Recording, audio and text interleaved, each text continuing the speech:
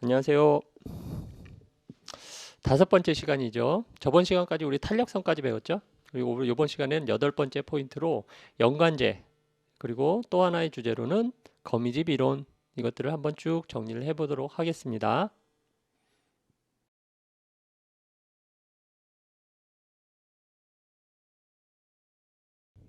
그러면 포인트 여덟 번째로 대체제와 보완제, 즉 연관제와 거미집 이론까지 한번 쭉 살펴보도록 하겠습니다. 첫 번째로 연관제.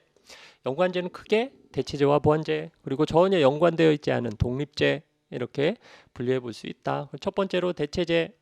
대체제는 우리가 분석하려고 하는 재화가 있죠. 재화가 있는데 이 녀석과 동일한 효용을 제공해. 그렇기 때문에 이 녀석을 쓰면 저 녀석을 쓰지 않고, 저 녀석을 쓰면 이 녀석을 쓰지 않는, 서로 대체가 되는 재화. 그래서 대체제는 동일한 효용을 제공한다. 이게 중요하다. 대체제와 관련된 것, 연관제와 관련된 것, 우리 금방 탄력성 배우셨죠? 수요의 교차 탄력성. 주어진 건 교차가 아니라 우리 대체제나 보완제, 연관제의 가격이다. 연관제의 가격. 그래서 대체제 같은 경우는 대체제의 가격이 주어지면 그것에 따라서 우리가 분석하려고 하는 해당 재화의 수요량의 변화율을 로 분석해 보면 수요의 교차 탄력성, 즉 대체제의 교차 탄력성이 나온다라는 거. 교차 탄력성. 그래서 이것을 분석하기 위해서는 대체제와 보완제 서로 어떻게 연관되어 있는지 잘 봐야겠죠. 그래서 대체제의 가격이 오르면 대체제의 가격이 올랐으니까 대체제의 가격은 수요량은 떨어지겠죠. 이건 수요의 법칙. 수요의 법칙은 언제나 적용되는 거. 그래서 가격이 오르면 수요량이 떨어지고, 가격이 내리면 수요량은 올라간다. 근데 가격이 올랐으니까 대체제의 수요량은 떨어진다.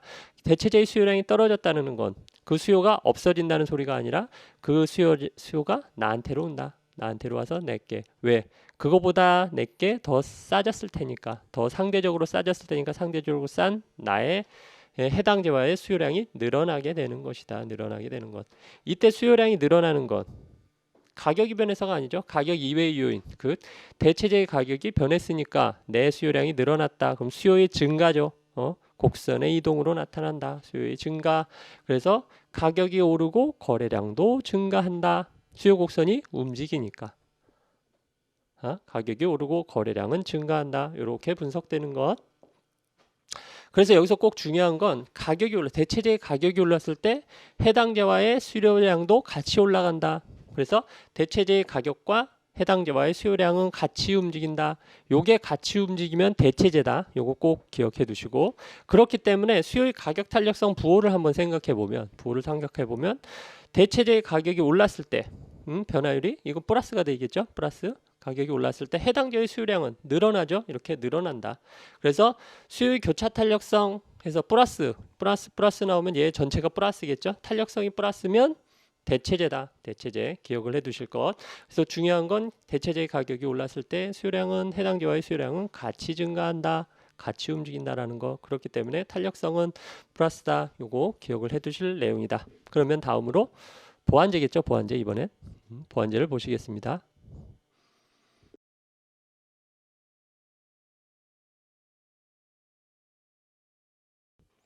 그러면 이번엔 보완제. 이제 보완제 같은 경우는 해당 재화의 보완 관계가 있는 것이죠. 그래서 같이 사용하면 해당 재화와 이 재화, 보완 재화를 같이 사용하면 효용이 증가한다. 그렇기 때문에 하나를 사용하면 다른 하나를 같이 사용하게 되죠. 이놈을 사용하면 이것도 같이 사용하게 되고, 이놈을 사용하게 되면 저놈도 같이 사용하게 된다. 일반적으로 이제 예를 드는 게 커피와 설탕 뭐 이런 게 되겠죠. 커피에 설탕을 타 먹으니까 그렇고, 또 들어보면 피자와 콜라 이런 것도 되겠죠. 아니면 햄버거와 콜라, 햄버거 먹을 때 콜라 먹으면 더 좋으니까, 피자를 먹을 때 콜라를 먹으면 더 좋으니까. 또 대표적인 게 치맥 있죠. 치킨, 맥주. 뭐 치킨을 먹을 때는 맥주를 마실 땐 치킨을 꼭 먹어야 되죠.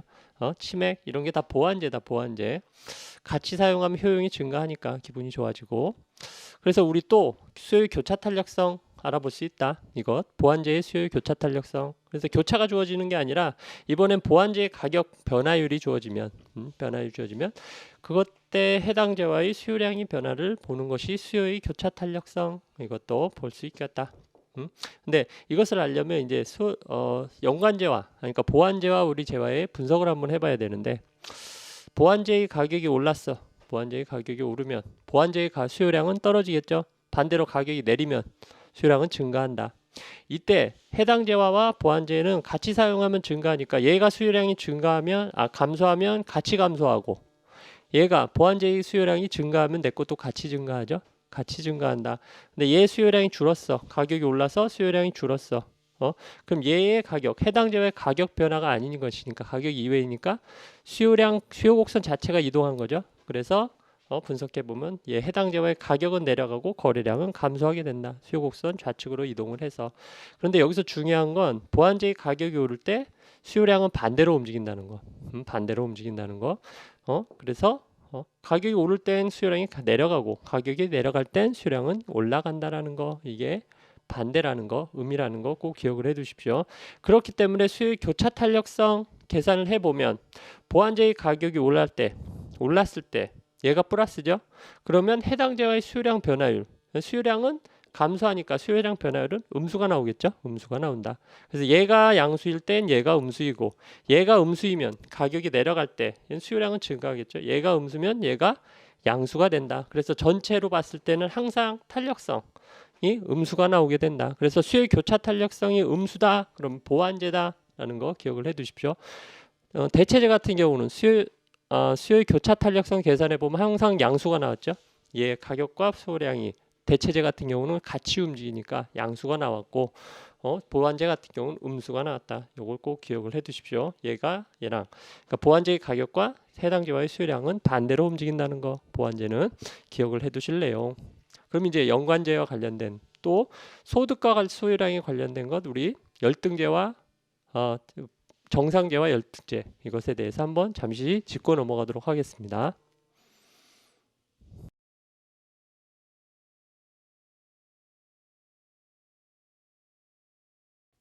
그러면 이번에는 열등재와 정상재와 열등재 한번 보도록 하겠습니다. 연관재와는 관련이 없지만 이것과 묶어서 한번 보도록 하겠습니다. 정상재, 열등재, 정상재와 열등재. 정상재는 소득이 증가할 때 수요량이 증가하는 재와 소득이 막 증가하면 수요량이 증가하는 재화가 정상재다. 그러면 소득이 감소하면 수요량도 감소하겠죠. 그래서 소득과 수요량이 같이 가는 게 정상재.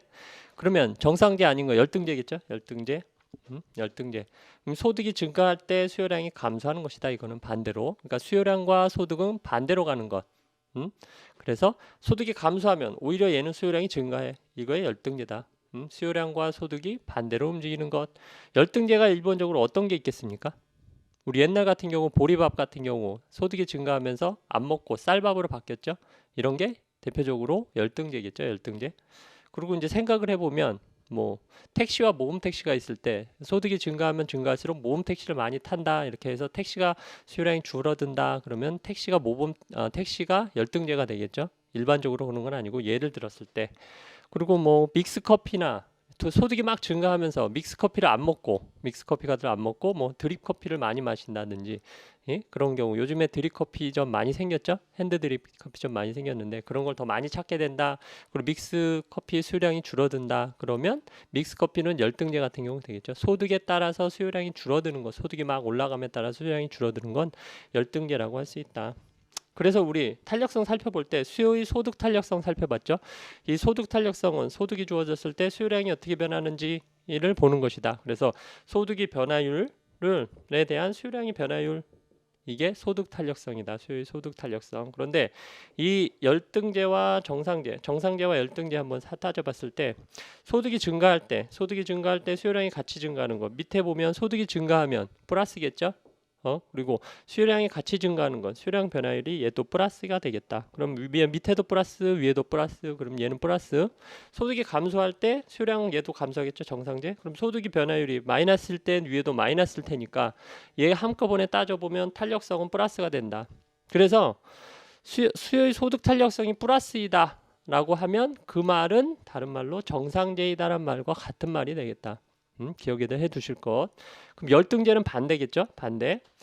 열등재 같은 경우는 소득이 증가할 때 수요량은 감소하죠. 소득이 감소할 때 수요량은 증가한다고 했으니까 탄력성 따져봤을 때 소득이 증가할 때 소득이 변화율이 플러스일 때 수요량은 감소하겠죠. 감소한다. 그래서 밑에가 플러스면 위에가 마이너스. 소득이 감소할 때 마이너스면 수요량은 증가할 테니까 플러스가 되겠죠. 그래서 전체로 따져봤을 때 소득 탄력성, 수요의 소득 탄력성은 마이너스가 된다. 그래서 수요의 소득 탄력성이 마이너스다. 그거는 열등제다 이런 말과 같은 말이다 라는 거. 그래서 요거 꼭 기억을 해 두십시오. 그래서 정상제는 소득 탄력성이 플러스, 열등제는 마이너스. 우리 보완제와 대체제 이거 했을 때 대체제 같은 경우는 어떻게 된다고 했습니까? 대체제 같은 경우는 대체 탄력성이 플러스죠. 보완제 같은 경우는 마이너스다. 그래서 보완제와 열등제는 마이너스다. 탄력성이 기억을 해 두십시오. 여보 마이너스야 이렇게 기억하십시오. 열등제와 보완제는 탄력성이 마이너스다. 여보 마이너스야 이렇게 기억을 해 두시면 됩니다. 시험에 나올 수도 있으니까 여기까지 기억을 해 두시고, 그럼 이제 대체 효과, 소득 효과에 관한 것, 즉 가격 효과에 관한 것들을 잠시 살펴보도록 하겠습니다.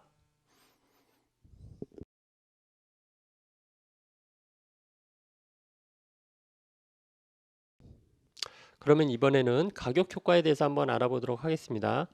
어떻게 보면 좀 어려운 내용일 수도 있는데 시험에 나오긴 하니까 한번 또 꼭 짚고 넘어가 보도록 하겠습니다. 가격 효과란 가격이 변해서 가격이 변화가 수요량의 변화를 가져오는데 요걸 가격 효과라고 한다. 가격 효과는 크게 두 가지로 나눌 수 있다. 그 내용을 안에 보면 두 가지로 뜯어볼 수 있다. 그래서 대체 효과가 소득 효과로 나누어진다. 가격 효과. 그래서 대체 효과, 소득 효과 합해진 게 가격 효과다. 가격 효과. 그래서 이제 가격이 변화로 수요량이 변하는데 그것은 대체 효과와 소득 효과로 나누어지는데, 대체 효과라는 건 가격이 변하면 나와 대체제가 있겠죠. 해당제와 대체제가 있는데 상대적 가격이 변했어. 그래서 상대적으로 더 싸진 녀석한테 수요량이 더 몰리겠죠. 그래서 상대적으로 가격 변화가 더 싸진 녀석한테 수요량이 가는 거, 그게 대체 효과다. 대체 효과. 그리고 가격이 변하면 소득이 변하게 된다. 소득이 증가하거나 감소하게 된다. 가격이 싸지면 소득이 증가하게 되고 가격이 올라가면 소득이 떨어지는 효과가 있다. 그래서 소득이 변화로 수요량이 변하는 걸 우린 소득 효과라고 한다. 이렇게 설명드리면 잘 안 와닿죠? 그래서 예문을 한번 보면 어떤 것인지 대충 감이 오실 것입니다. 그래서 콜라와 사이다 대체제죠? 서로 대체제다.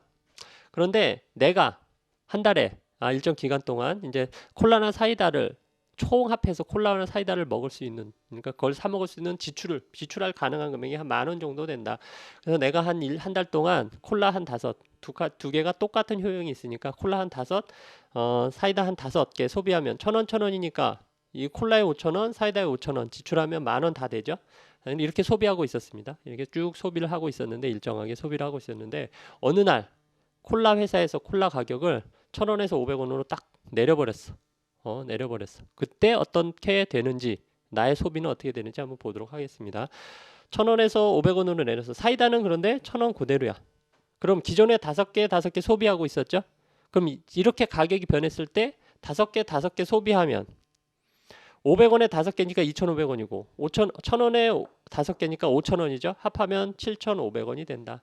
그래서 기존에 소비했던 5개 소비하면 7,500원밖에 들지 않으니까, 옛날에 10,000원 썼는데 지금은 7,500원밖에 안 쓰네. 그럼 2,500원은 소득이 증가한 것과 마찬가지게 되죠. 가격이 내려감으로써 이게 소득이 증가하는 효과가 있다. 그래서 이게 소득이 증가한 것이다. 가격이 내려감으로써. 이제 하나하나 뜯어 볼 텐데, 5개 소비했는데 예전에는 1,000원 같았죠. 근데 상대적 가격이 얘가 더 싸진 거네. 옛날엔 1대1이었는데 얘는 2분의 1로 줄었죠. 가격이. 그래서 얘가 더 싸졌을 테니까 나는 동일한 효용이니까 얘를 더 많이 소비하겠죠. 그래서 얘를 더 많이 소비하겠다. 그래서 얘를 2개를 줄이면, 사이다를 2개를 줄여버리면 콜라는 4개나 먹을 수 있네. 그래서 얘를 2개 줄이고 얘를 4개를 늘렸다. 요렇게 수량이 늘어나는 것, 가격이 내려감으로써 소량이 늘어나는 것, 요걸 대체 효과라고 한다. 대체 효과. 대체되는 것, 수요가 대체되는 것. 그래서 요게 대체 효과라고 한다. 또 우리 기존에 10,000원 소비했는데 기존에 5개 하면 7,500원밖에 소비 안 하죠. 7,500원밖에 들지 않죠. 그래서 2,500원이 남는다. 그래서 2,500원 남는 거를 계속 얘네한테 소비한다면, 얘 5개 500원 하나에 500원 하는 걸 3개 정도 먹으면 1,500원. 사이다를 1,000원 하니까 하나 정도 소비하면 2,500원 다 쓸 수가 있죠. 그래서 소득이 증가함으로써 얘도 3개 늘리고 얘도 하나 늘렸다. 이렇게 3개 늘어나는 것, 소득이 증가함으로써 하나가 3개가 늘어나는 것, 얘를 소득 효과라고 한다. 소득 효과. 그리고 우리 또 하나 살펴볼 듯이 소득이 증가했을 때 얘의 소비량도 늘어나고 얘의 소비량도 늘어나네. 그럼 둘 다 정상제라는 소리죠. 소득이 증가할 때 하나가 줄어들면 걔는 열등제가 되겠죠. 열등제가 되겠다. 그런 것도 염두에 두시고, 이렇게 해서 4개가 증가한 것과 3개가 증가한 것, 요게 대체 효과, 여기 소득 효과, 요걸 다 합해서 총 12개가 됐죠. 요 두 개 한 것, 7개 합한 것, 요게 가격 효과다. 가격 효과. 그래서 가격 효과까지 다 고려해서는 총 12개가 증가하게 되겠다. 12개가 수요량이 되겠다. 이게 다 합친 게 가격 효과가 되겠다. 라는 거 이렇게 예문으로 들으니까 이해가 좀 빠르시죠? 이런 것도 시험에 나올 수 있다라는 거 기억을 해 두시고 이제 다음에는 거미집 이론 한번 살펴보도록 하겠습니다.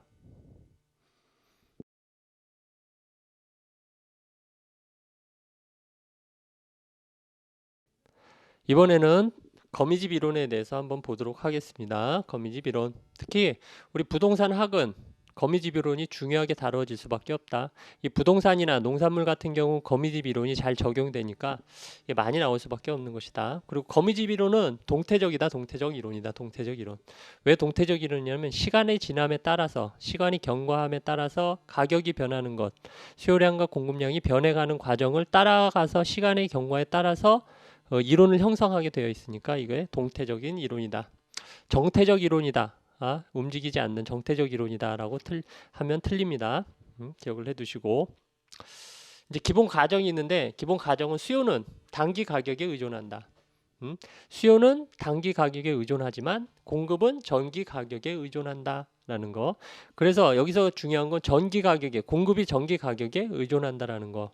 그래서 이번 기회의 공급량은 전기 가격을 보고 공급자들이 결정해 버린 거야. 벌써. 그래서 전기 가격에 이만큼 가격이니까 나는 이만큼 공급해야지라고 공급을 벌써 정해놔 버렸어. 그게 이제 한참 생산돼서 다음 기에 이번 공급량이 되어 버린 겁니다. 그때 수요는 그 숫자를 보고 이 정도 수요할 수 있는 가격은 이 정도여야 돼라는 게 이때 결정되는 것이다. 그래서 여기서 중요한 건 요걸 기억을 해 두시는 것. 수요는 단기 가격에 의존, 공급은 전기 가격에 의존. 특히 공급이 전기 가격에 의존을 하기 때문에 동태적 이론이 나온다라는 거 기억을 해 두시고 특히 생산 기간이 긴 장기인 농산물이나 주택 같은 경우, 부동산 같은 경우 이 거미집 이론이 적용이 잘 된다라는 거 이것도 기억을 해 두시고 여기서 꼭 하나 기억을 해 두셔야 될 게 시험에 자주 나오는 게 수요의 가격 탄력성이 공급의 가격 탄력성보다 큰 경우 이렇게 수요의 가격 탄력성이 공급의 가격 탄력성보다 큰 경우 수렴형이 된다라는 거. 우리 기본 이론 시간에 수, 탄, 수 이렇게 외우셨죠? 수, 탄, 수. 그래서 수요의 가격 탄력성이 공급의 가격 탄력성보다 큰 경우 수렴형이 된다 이렇게 외우셨죠? 그럼 반대로 수요의 가격 탄력성보다 공급의 가격 탄력성이 큰 경우는 얘는 수렴형이니까 반대니까 발산형 되겠죠. 발산형. 같으면 뱅글뱅글 도는 순환형 이렇게 된다. 이제 우리 탄력성과 기울기는 반대라고 했죠. 기울기는 반대라고 했다. 그래서 수요 곡선의 기울기가 공급 곡선의 기울비보다 이때는 작아야겠죠. 작아야겠다. 근데 기울기는 탄력성은 수요의 탄력성은 우리 마이너스 떼버린다고 했으니까 그냥 비교해도 되겠죠. 근데 기울기는 절대값 씌워야 된다. 절대값 씌워야 되는 거 잊지 마시고 그래서 수요 곡선의 기울기가 공급 곡선의 기울비보다 작을 때 탄력성은 크니까 얘는 작을 때 그러면 수렴형이 되죠. 마찬가지로 우리 발산형 같은 경우는 수요 곡선의 기울기가 이번에는 절대값 씌운 기울기가 공급 곡선의 기울기보다 이번엔 크겠죠. 반대니까 크겠지. 그러면 얘는 발산형이 된다라는 거. 그럼 여기까지 요게 이제 썰 문제로 많이 나오는 것. 썰 문제로 많이 나오는 것. 이게 왜 이제 수렴형 발산형이 되는지 한번 그림으로 잠시 살펴보고 정리를 해 보도록 하겠습니다.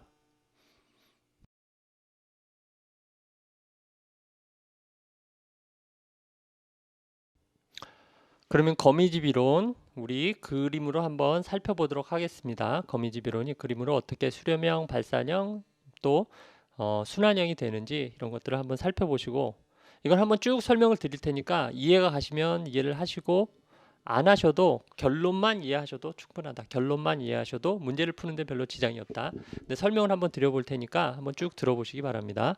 우리 일반적인 시장이죠. 일반적인 시장의 수요와 공급이 만나서 균형점을 이룬다. 균형점은 균형 가격과 균형 거래량의 조합이다. 그래서 균형 가격보다 높은 가격이 형성되면 초과 공급. 그래서 초과 공급이면 서로 팔려고 하니까 가격이 떨어질 테고 균형 가격보다 낮으면 초과 수요가 발생하죠. 그럼 서로 살려고 할 테니까 가격을 서로 높이 불려서 가격이 올라가게 된다. 벌써 확인한 내용. 그럼 이제 우리 가격 조정을 배운 거죠. 가격이 어떻게 조정되느냐. 균형에서 이탈했을 때 가격이 어떻게 조정되느냐를 봤다. 그럼 균형에서 이탈했을 때 수량은 어떻게 조정되는지 이걸 보고 우리는 이 수량 조정이 잘 안 되는 시장이죠. 거미집 이론은 이 수량 조정이 잘 안 되는 시장이다. 그때 어떻게 찾아가는지 어떤 일이 벌어지는지 보는 게 거미집 이론이다. 그럼 이제 수량 조정 어떻게 찾아가는지 한번 보면 우리가 여기가 균형 수량이죠. 균형 수량. 이 빨간 점이 균형점이니까 균형 수량이 이 가운데 있다. 근데 균형 수량, 균형 거래량보다 더 공급이 작았을 때는 어떤 일이 보는지 보면 A점에서 공급이 일단 이루어졌다. 균형점은 여기인데 A점에서 공급이 이루어졌다. 그러면 이 A점에서 쭉 올라가다 보면 수요 곡선과 만나는 점과 공급 곡선과 만나는 점이 이렇게 있겠죠. 이걸 수요 가격, 이걸 공급 가격이라고 한다면 이 수요 가격이 공급 가격보다 더 크네요. 이 수요 가격은 어떤 거냐면 수요자들이 봤을 때 살려고 하는 사람들이 봤을 때 내가 이만큼의 효용을 얻죠. 수요 곡선은 한계 효용 곡선이라고 했으니까 내가 이 물건을 소비함으로써 얻는 효용, 즐거움, 만족도 뭐 이런 거다. 이만큼이 된다. 그래서 적어도 이만큼의 돈을 지불할 수 있다. 이만큼의 수준의 돈을 지불할 수 있다라는 마음을 갖고 있는 것이다. 그리고 공급 곡선은 한계 비용 곡선이라고 했죠. 그래서 공급자들이 이만큼 생산할 때는 나는 비용을 이만큼 들이니까 적어도 이 비용이 이만큼 드니까 이것 이상은 받아야 돼. 그런 가격이다. 이 정도 수준보다는 더 가격이 뛰었으면 좋겠지만 최소한 이 가격은 내가 만족하고 받을 수 있어 라는 거죠. 그래서 수요자들이 지불할 수 있는 돈보다 공급자들이 받으려고 하는 돈이 작으니까 협상이 잘 이루어지겠죠. 막 팔립니다. 막 팔려. 잘 팔려. 그러면 공급자들이 재고를 봤을 때 생산을 할 때 재고를 쌓아두고 그걸 팔죠. 근데 재고를 봤을 때 재고가 막 평소보다 막 줄어. 엄청나게 막 빨리 줄어. 그러면 내 물건이 잘 팔리는구나 이렇게 판단을 하고 생산을 막 늘립니다. 공급을 막 늘려. 그래서 이 정도 A 정도에서 공급이 됐던 걸 공급을 막 늘리니까 공급 곳은 수량이 막 늘어나. 어디까지? 균형점까지. 이게 수량을 조정하는 과정이다. 또 균형 거래량보다 공급량이 늘었어. 그럼 여기겠죠? 여기겠다. B점에서 공급될 때 수요 곡선은 한계 효용 곡선이라고 했죠. 만족도, 즐거움, 그 소비를 함으로써 내가 얻는 즐거움 같은 거, 만족도, 뭐 이런 거 여러 가지 효용들 그걸 따졌을 때 요만큼의 효용을 얻어 사람들이 요만큼의 효용들을 얻습니다. 그러면 그만큼의 효용을 얻는 만큼 돈을 지불하려고 하겠죠. 그래서 그것은 이만큼 낮겠다. 그런데 B점에서 공급할 때 이거 한계 비용 곡선이라고 했죠. 비용 곡선이니까 적어도 이만큼 비용 들은 만큼은 받아야 내가 이걸 공급할 수 있다라는 생각을 하는 겁니다. 근데 공급의 비용이 높죠. 그래서 공급자들이 받고 싶어하는 가격보다 수요자들이 지불하려고 하는 가격이 더 낮다. 그러면 협상이 일어나겠습니까? 안 일어나겠습니까? 잘 안 일어난다. 이 수요자들은 이 물건을 봤을 때 이 물건이 너무 비싸. 사지 말자라고 생각을 하는 겁니다. 그렇게 되면 시장에서 잘 안 팔리겠죠. 잘 안 팔리면 공급자들 재고들은 계속 늘어난다. 재고가 계속 늘어나니까 내가 너무 많이 생산하고 있구나 이 생각을 공급자들이 할 수밖에 없다. 그래서 B점에서 공급하던 걸 공급량을 계속 줄여. 생산량을 줄이고 줄여 해서 어디까지?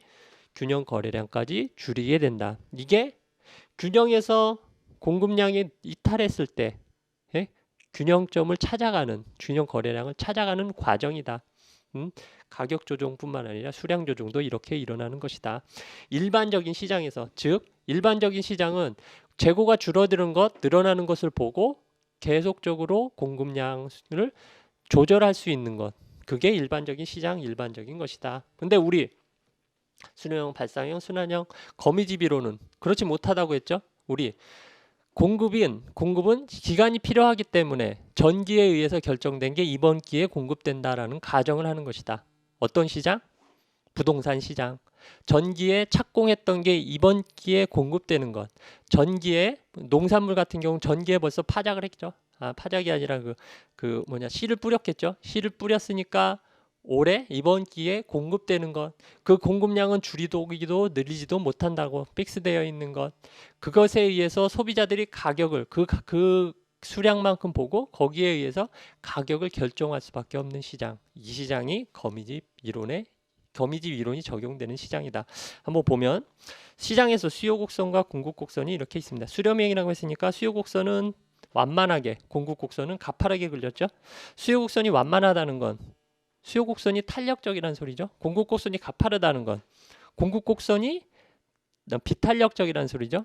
그래서 완만하다, 기울기가 작다, 가파르다, 기울기가 크다. 그래서 공급 곡선의 기울기가 수요 곡선의 기울기보다 크죠. 그리고 수요의 탄력성이 공급의 탄력성보다 크죠. 그래서 수탄수 이렇게 외우라고 하라고 한 거였다. 그럼 이제 수렴형이 어떤 과정을 통해서 되는지 잠시 살펴보고 이것들로 보도록 하겠습니다. 수요와 공급이 있으면 균형점에서 만나야 되죠. 그런데 어떤 이유에서인지 몰라도 이번 기회는 A점에서 공급이 돼버렸어. A점에서 공급이 돼버렸어. 벌써 픽스가 됐어. 그래서 공급량을 늘리지도 줄이지도 못해. 그러면 얘는 가격이 어떻게 형성되겠습니까? 요만큼밖에 공급이 안 됐으니까 가격은 수요자들이 느끼는 그만큼 지불할 수 있는 가격들을 다 지불하겠죠. 그만큼 지불하고 살려고 할 것이다. 서로 경쟁하게 되니까.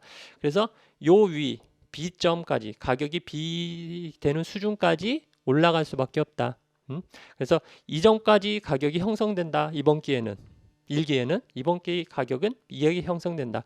그러면 공급자들은 2기에 공급을 결정해야 되는데 1기에 이 가격 수준에서 B라는 가격 수준에서 보고 공급을 결정하게 된다. 2기의 공급량은. 그래서 2기의 공급량은 어떻게 되겠습니까? 가격이 이 정도 수준이면 공급은 이 정도를 계상하고 공급하겠죠. 이 지점, 요 지점, C라는 지점까지 공급량이 늘어나게 된다. 그럴 때 이 가격을 보고 B라는 가격을 보고 그만큼 공급량을 늘려버리게 된다. 이건 언제 공급이 되느냐? 지금 시작했지만 다음 기 1기에 시작했지만 2기에 공급량이 된다. 그래서 2기에 가보면 공급량은 이만큼 올라가. 이만큼 C라는 수준까지 공급량이 올라갑니다. C라는 수준에서 비용은 이 정도 되지만 공급 수요자들은 수요하는 가격은 요 D라는 수준까지 이 가격을 줄 수밖에 없어. 나는 그만큼의 효용을 그만큼밖에 효용을 느끼지 않으니까 그만큼밖에 가격을 지불할 수 없어. 이렇게 된다. 그래서 가격은 다시 D까지 형성된다. 그래서 공급량이 늘어나면서 가격이 떨어져 버리게 되는 거죠. 그러면 이번에는 2기에서 이제 2기에서 3기의 공급량을 결정해야 돼요. 공급자들이. 그럼 이 가격 수준 D라는 가격 수준을 보고 다시 공급을 결정하겠죠. 그때 D라는 가격 수준에서 공급 곡선을 만나는 요점에서 공급량이 결정되게 된다. 같은 과정을 통해서 이렇게 계속 공급량과 가격이 계속 결정되면서 가겠죠. 그것을 보면 여기 A점에서 B점으로 갔죠. 거기서 쭉쭉쭉 따라가다 보면 수렴하게 되죠. 가운데 점으로 끝내는 막 계속 돌다 하다가 끝내는 수렴하게 된다.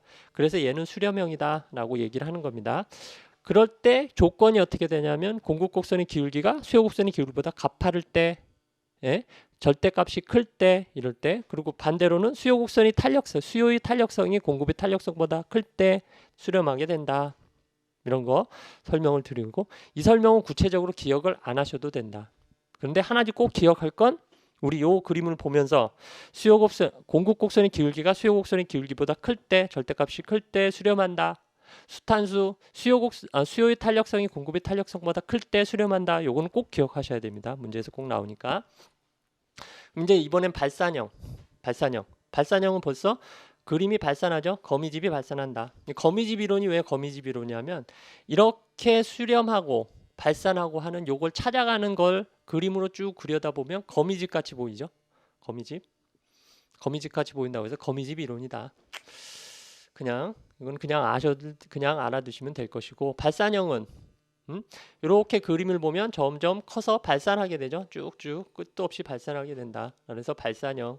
근데 조건을 알아두시면 이건 수요 곡선의 기울기가 공급 곡선의 기울기보다 크죠. 얘는 누웠고 얘는 가파르다. 그리고 탄력성으로 얘기하면 탄력성과 기울기는 반대니까 수요의 탄력성이 공급의 탄력성보다 작을 때 발산하게 된다. 요 그림. 순환형은 뱅글뱅글 계속 똑같은 그림은 뱅글뱅글 돌죠. 순환한다. 그래서 이때는 얘와 얘의 기울기가 같다. 기울기가 같으면 탄력성도 같겠죠. 이거는 그냥 이건 딱 보면 아실 테고 요거를 잘 구분해 두시기 바랍니다. 순환형과 발산형, 기울기와 탄력도 이것들을 잘 보시고 그럼 지금까지 우리 배웠던 내용 포인트 체크 OX 문제를 한번 보도록 하겠습니다.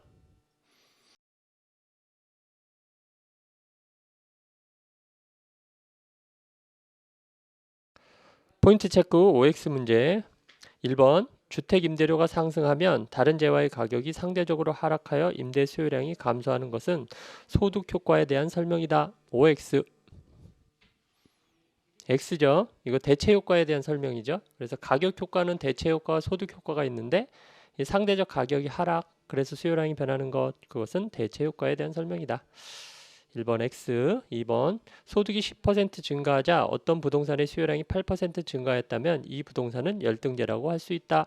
OX 틀렸죠. 이 퍼센트 중요한 게 아니라 소득이 증가할 때 수요량이 증가하면 걔는 정상제다. 정상제. 열등제가 아니라 수요량이 감소하면 열등제겠죠. 그래서 2번은 X. 3번 어느 부동산과 밀접한 대체제가 시장에 출현하였다면 그 부동산에 대한 수요량이 탄력성이 이전보다 커진다. OX. 3번은 O죠. 대체제가 출현하면 대체제가 많으면 많을수록 탄력성은 커진다. 그러니까 대체제가 출현했다는 건 탄력성이 커지게 되는 거죠. 그래서 3번은 5다. 5. 4번 거미집 이론에서는 가격이 변해도 수요량은 일정 기간 후에 변한다고 가정한다. OX. 4번은 X죠. 수요량이 아니라 공급량이겠죠. 공급량은 일정한 기간 후에 변한다 라는 거. 5번 거미집 이론에서는 가격이 변하면 공급량은 즉각 변한다고 가정한다. OX. 5번도 X죠. 공급량이 아니라 수요량이다. 그래서 수요량은 즉각 변하고 공급량은 일정 기간 후에 변하게 된다라는 거 꼭 기억을 해 두십시오. 6번 거미집 이론에 의하면 가격에 대한 수요의 탄력성이 공급의 탄력성보다 클 경우 균형의 충격이 가해지면 새로운 균형으로 수렴한다. OX. 6번은 O죠. 수요의 탄력성이 공급의 가격 탄력성보다 클 때 수렴한다고 했으니까 수탄수 기억을 해 두시기 바랍니다. 그러면 탄력성과 반대되는 건 기울기죠. 그러면 공급 곡선의 기울기가 수요 곡선의 기울기보다 클 때 수렴하죠. 이런 것도 함께 기억을 해 두시기 바랍니다. 또 그림으로도 나올 수 있으니까 그림으로도 잘 기억을 해 두시고 우리 이번 시간에 정리한 게 연관제와 거미집 이론이었죠. 연관제 같은 경우는 대체제와 보완제 있죠. 대체제 같은 경우는 같은 효용을 제공하니까 같은 효용이니까 서로 대체되는 것. 그렇기 때문에 대체제의 가격이 오르면 해당 제와의 수요량은 같이 증가하게 된다. 대체제의 가격이 내리면 해당 제와의 수요량은 감소하게 된다라는 거. 그래서 교차 탄력성 계산해 보면 어떻게 나오죠? 플러스 나온다. 그래서 교차 탄력성이 플러스다라고 얘기하는 건 그 재화는 서로 대체 관계에 있다라는 걸 이야기한다. 또 보완제 같은 경우는 서로 같이 써야 좋은 것이니까 커플로 같이 가는 것이다. 그래서 특징은 보완제의 가격이 오르면 해당 재화의 수요량은 감소한다. 반대죠. 또 보완제의 가격이 내리면 해당 재화의 수요량은 증가한다라는 거. 그래서 교차 탄력성 계산해 보면 마이너스 나온다. 그래서 교차 탄력성이 마이너스다라고 얘기하는 건 보완제다 이 말과 같은 말이다라는 거 정리를 해두시고 또 우리 봤던 거 무엇이죠? 소득과 관련해서 정상제와 열등제 보셨죠? 정상제와 열등제는 정상제 같은 경우 소득이 증가할 때 수요량이 증가하고 소득이 감소할 때 수요량이 감소하는 것 이게 정상제다. 그럼 열등제 같은 경우 반대죠? 소득이 증가할 때 수요량이 감소, 소득이 감소할 때 수요량 증가 이런 것을 열등제라고 한다. 또 소득 탄력성 계산에서 정상제 같은 경우는 플러스, 열등제 같은 경우는 마이너스. 그래서 소득 탄력성이 마이너스다. 그러면 열등제 얘기하는 것. 그게 곧 열등제다. 소득 탄력성이 플러스다. 그럼 그게 정상제다. 이런 말과 같은 말. 이거 기억을 해두실래요? 그리고 또 이제 거미집 이론. 거미집 이론은 딱 정리를 하면 딱 중요한 게 두 가지 있다. 무엇이냐? 그러면 수요량은 해당 재화의 가격에 반응한다. 또 공급량은 전기의 가격에 반응한다. 이게 굉장히 중요한 내용이다. 그렇기 때문에 거미집 이론이 막 나온다. 그리고 또 하나 외워두실 건 수탄수 수요의 가격 탄력성이 공급의 가격 탄력성보다 클 때 수렴한다. 요거 꼭 유념해 두시기 바랍니다. 그래서 나머지 것들은 그것과 연관돼서 외우면 되니까 그래서 이번 시간 정리를 잘 해봤습니다. 그리고 이번 시간에 또 하나 언급해 드리고 싶은 얘기가 무엇이냐면 시험을 어떻게 준비할 것인가 라는 것입니다. 시험 공부 어떻게 하시나요? 복습은 잘 하시나요? 복습에도 타이밍이 있다 이 말 들어보셨나요? 이런 것에 대한 얘기다. 우리 시험을 준비하는 것 우리는 지금 이번 10월 달에 시험 있죠? 10월 마지막 주 일요일에 시험이 있다. 근데 시험을 받아놓고 공부를 하는 것이죠.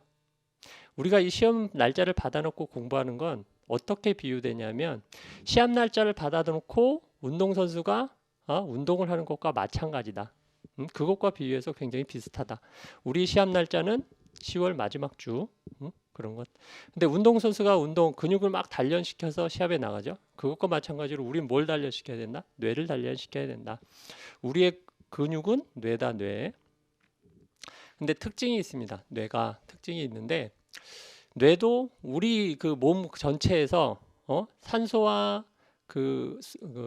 혈액을 가장 많이 필요로 하는 기관이 뇌랍니다. 뇌.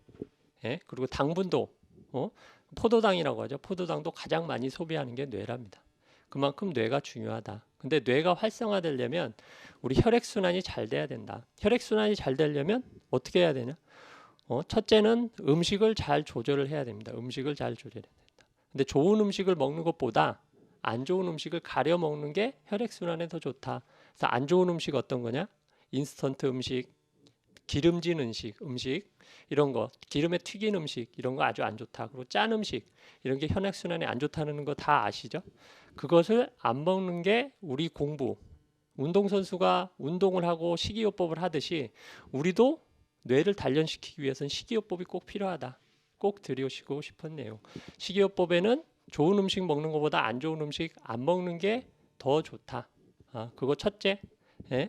그리고 두 번째 운동이다. 혈액순환이 잘 되게 하려면 운동을 해야 되죠. 그런데 유산소 운동을 해야 된다. 그래서 숨이 약간 차게 빨리 걷는 것 이것도 매일 해주는 게 중요하다. 그래야 뇌가 단련될 테니까. 그래야 내가 항상 그 맑은 정신이 있습니다. 맑은 정신으로 공부를 할 수 있는 것. 그래야 같은 시간을 앉아 있어도 효율적으로 공부할 수 있다. 그래서 음식 조절, 두 번째는 운동. 이거 굉장히 상식적인 얘기죠. 근데 이 상식을 지키느냐 못 지키느냐에 따라서 우리의 나중에 그 10월 마지막 주 시험의 결과가 달라진다. 꼭 명심하시고 지금부터 차근차근 지키십시오. 그리고 이제 복습에 대한 내용.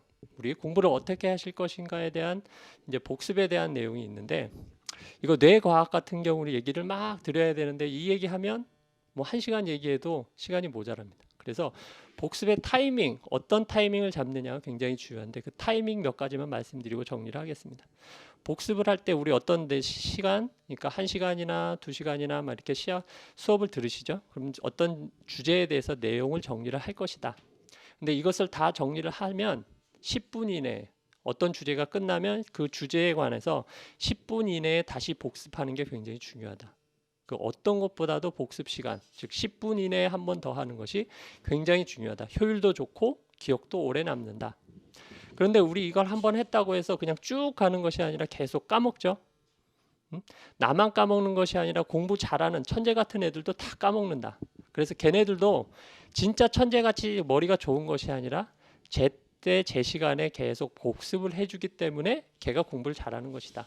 나도 여러분들도 지금 이 시간에 그 복습의 패턴을 잘 지키시면 그 친구만큼 잘할 수 있습니다.